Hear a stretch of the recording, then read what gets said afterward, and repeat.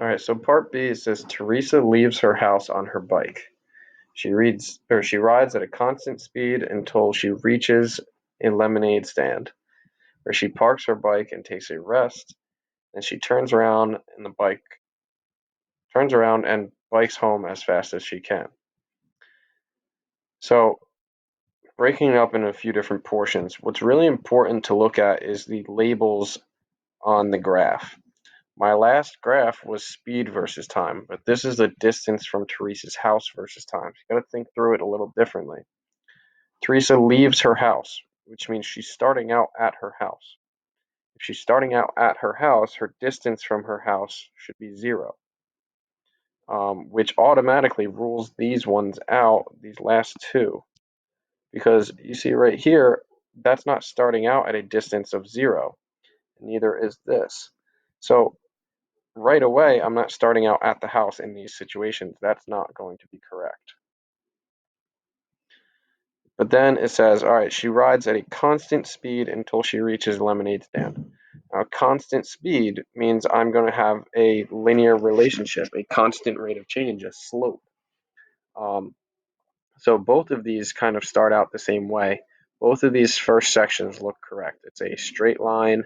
The distance should be increasing as she's riding towards the lemonade stand away from her house. Then she parks her bike and takes a rest. So she's staying at the lemonade stand.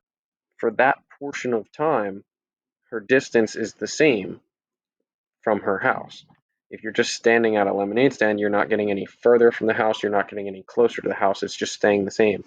Both of these graphs right here have a flat section. This flat section represents the constant distance while she was just waiting at the lemonade stand.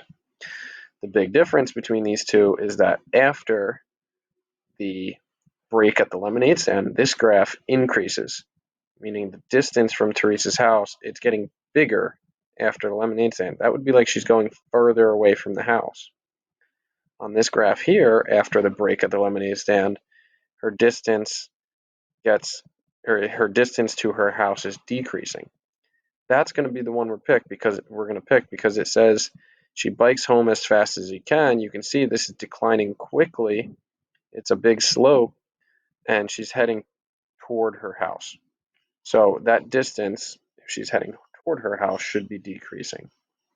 So we're going to X out this one because that's her getting farther away from home. And we are going to choose this one here. This is starting at home, getting further and further away from her house, taking a break at the lemonade stand, and then pedaling home towards her house. It never said she actually got to her house, which is why it doesn't end at 0. If it said she rode all the way home, this line would have continued